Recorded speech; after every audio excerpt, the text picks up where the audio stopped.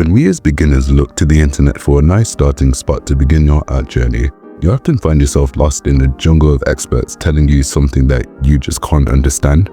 All these complex terms that just don't make sense. So many different art styles to choose from. So many different pieces of advice.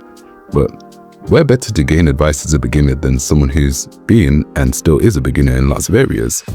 I have been through several methods. You name it, I've tried it. All because I thought these would be the quick, easy path to becoming the best at art. But every time I tried it, I realized that I was doing it wrong.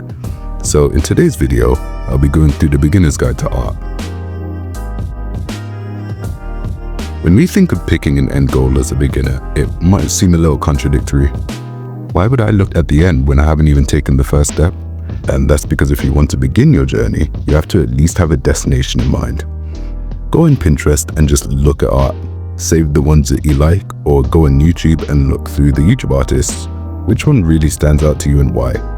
Choosing one in a sea of talent is near impossible, so try to chop it down to 3 or 5 if necessary, and figure out why they're your favorites. Be nitpicky, really nitpicky. The more specific you are about what you like, the easier you'll be able to do it down the line. But that's not for the first step. Let's move on to the second step.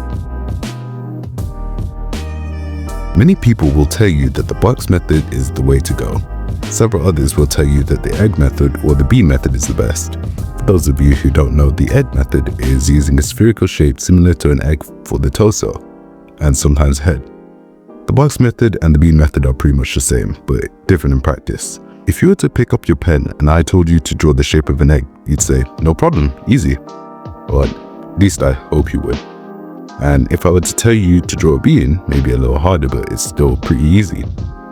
Now, if I were to tell you to draw a 3D box, you might also think, okay, that's not too hard. But no, that's not correct. Not correct either. Actually, it's more like this. Now, right here is where about 300% of beginners would quit.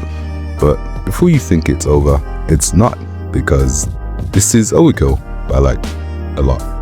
So forget about that. What we're focusing on is actually none of these, because we're still pretty far behind. What we're going to do next is pretty much just trace, but not any type of tracing, a 3-step method. Trace, replicate, and memory. Try to get a drawing of a simple body, specifically one with no clothes and ideally that's bald. And what you're going to want to do is start going down from body part to body part, starting with just the head. Trace over the head and the head only, not the eyes or details or anything, just the head. Now, remove the reference and use your trace drawing of the head to try and draw it again.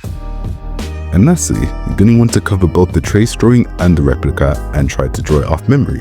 Only going back to the trace reference if you really need to, and then only go into the reference if it's absolutely necessary.